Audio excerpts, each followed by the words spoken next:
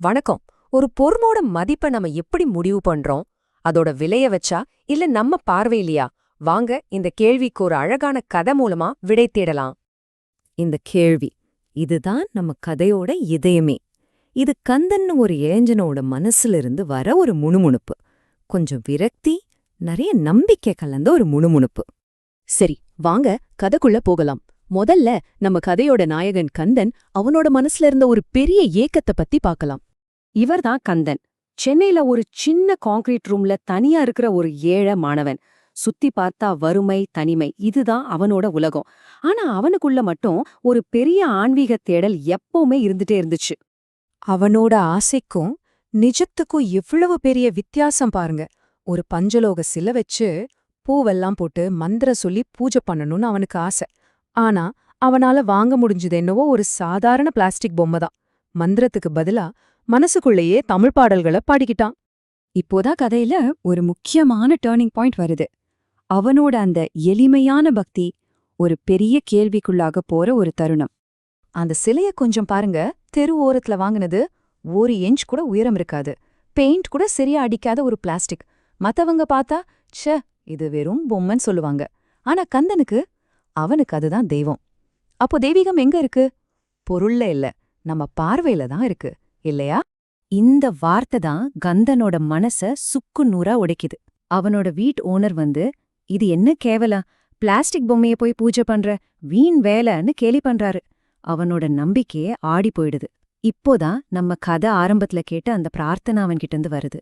கந்தனோட இந்த ஆன்மீக பயணத்துல அவனுக்கு வழிகாட்ட ஒருத்தர் வராரு. யாருன்னு தெரியாத ஒரு வழிப்போக்கன்.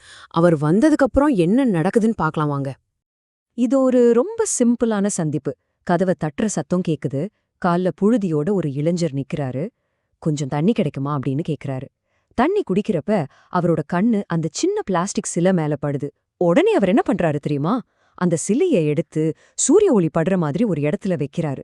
இந்த சின்ன சின்ன விஷயங்கள் தான் கந்தனோட வாழ்க்கையவே மாத்த போகுது. அப்போ அந்த வழிபோக்குன்னு சொல்றாரு, பாத்தியா, சின்னதா ஒரு வெளிச்சம் பட்டதும் இந்த பொம்மையோட அழகு தெரியுது. பக்திக்கும் இதுதான் கணக்கு. உண்மையான ஞானம்ங்கிற ஒளி கிடைச்சிட்டா நீ எந்த வடிவத்தை வழிபட்டாலும் அது அழகாதான் இருக்கும். அடுத்த 6 நாள் கந்தனோட வாழ்க்கையே மாறுது. பூஜைனா என்னன்னு அவனுக்கு ஒரு புது அர்த்தம் புரிய வருது. ஒவ்வொரு நாளும் அந்த வழிபோக்கன் அவனுக்கு ஒரு சாவி மாதிரி ஒன்னு குடுக்கறாரு. அவனோட இதய கோயில தொறக்கிற சாவி. வெறும் பாட்டு மந்திரம்னு நினைக்காதீங்க, இதெல்லாம் ஒரு விதமான ஆன்மீக பயிற்சி. இங்கதான் முக்கியமான ஒரு விஷயம் சொல்லப்படுது. வழிபாடுனா சும்மா சடங்கு பண்றதில்ல. பாட்டுக்கு அர்த்தம் தெரியறத விட அத பாடும்போது உன் மனசுல ஒரு அமைதி வருது பாத்தியா, அதுதான் முக்கியம். நீங்க என்ன சொல்றீங்கங்கிறத விட எப்படி ஃபீல் பண்றீங்க என்றதுதான் பாயிண்ட். கந்தனோட பூஜை பண்ற விதமே இப்போ மாறிடுச்சு. எப்படி தெரியுமா? பூ வாங்கி வைக்க காசில்லையா? பரவாயில்ல, அன்னைக்கு கிளாஸ்ல கத்துக்கிட்ட ஒரு புது விஷயத்தையே கடவுளுக்கு காணிக்கையா கொடுத்தான். பழம் வாங்க முடியலையா? நோ ப்ராப்ளம், அன்னைக்கு செஞ்ச ஒரு நல்ல காரியத்தையே நைவேத்தியமா படைச்சான். பாத்தீங்களா, இதுதான் உண்மையான கிரியேட்டிவிட்டி. சரி, இப்போ கதை அதோட கிளைமேக்ஸுக்கு வந்துருச்சு. கந்தனோட பக்திக்கே ஒரு பெரிய பரீட்சை, ஒரு டெஸ்ட் வரப்போகுது. மறுபடியும் அந்த வீட்டு ஓனர் வராரு. கோவமா, முதல்ல இந்த பொம்மைய தூக்கி வெளியேறி அப்படின்னு கத்துறாரு. இப்போதான் அந்த பெரிய மோதல் ஆரம்பிக்குது. கந்தன் என்ன பண்ணுவான்? அந்த ஓனர் கோவத்துல அந்த பிளாஸ்டிக் பொம்மைய எடுத்து செவத்துல ஓங்கி அடிக்கிறாரு. என்ன நடந்திருக்கும்னு நினைக்கிறீங்க? உடைஞ்ச சுக்குநூறா போயிருக்குமா? இல்ல, அது உடையல. அதுக்கு பதிலா அதுல இருந்து ஒரு ஒளி வர ஆரம்பிச்சுது.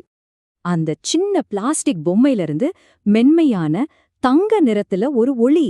கந்தனுக்கு வழிகாட்டினாரே ஒரு வழிபோக்கன், அவர் இப்போ முருகப்பெருவான் வடிவத்துல காட்சியளிக்கிறாரு. அந்த ரூம் முழுக்க சந்தன வாசனை. இத பார்த்த வீட்டு ஓனருக்கு பயத்துல உடம்பெல்லாம் நடுங்குது. ஒரு நொடியில அந்த சாதாரண ரூம் ஒரு கோயிலாவே மாறிடுச்சு. அப்ப முருகனே சொல்றாரு, பக்திங்கிறது நீ எவ்ளோ பணம் செலவு பண்ற, எவ்ளோ நேரம் செலவு பண்றங்கிறதுல இல்ல, நீ எவ்வளவு கவனத்தை செலவு பண்றங்கிறதுல தான் இருக்கு. இதுதான் இந்த கதையோட மொத்த சாராம்சமே. சரி, கடைசியா இந்த கதையிலிருந்து கந்தன் என்ன கத்துக்கிட்டான், நமக்கான பாடம் என்னன்னு பார்க்கலாம்.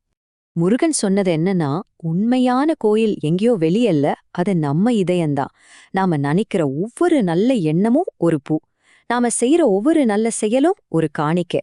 வழிபாட்டுக்கே ஒரு புது டெஃபினிஷன் கொடுத்த மாதிரி இருக்கு இல்லையா? அப்போ அந்த பிளாஸ்டிக் பொம்மைக்கு சக்தி இருந்ததா? இல்ல, அது வெறும் ஒரு சாவி. கந்தன் அவனோட இதயத்தை கடவுளுக்காக தொறக்க உதவுன ஒரு சாவி. உண்மையான சக்தி இருந்தது அவனோட பக்தி நிறைந்த மனசுல தான். இந்த கதையோட மிக முக்கியமான மறக்கவே முடியாத ஒரு வரியோட இந்த விளக்கத்தை முடிச்சுக்கலாம். கோயிலுங்கிறது ஒரு பெரிய பில்டிங் இல்ல, உன் இதயமே கோயில். இது வெறும் வார்த்தைங்க இல்ல, இது ஒரு வாழ்க்கைக்கான தத்துவம். இப்போ இந்த கேள்வி உங்களுக்காக. உங்க இதயத்துல அந்த கோயில் எங்க இருக்கு? அங்கே உங்க நல்ல எண்ணங்களையும் நல்ல செயல்களையும் காணிக்கையா செலுத்த நீங்க தயாரா இருக்கிறீங்களா? யோசிச்சு பாருங்க.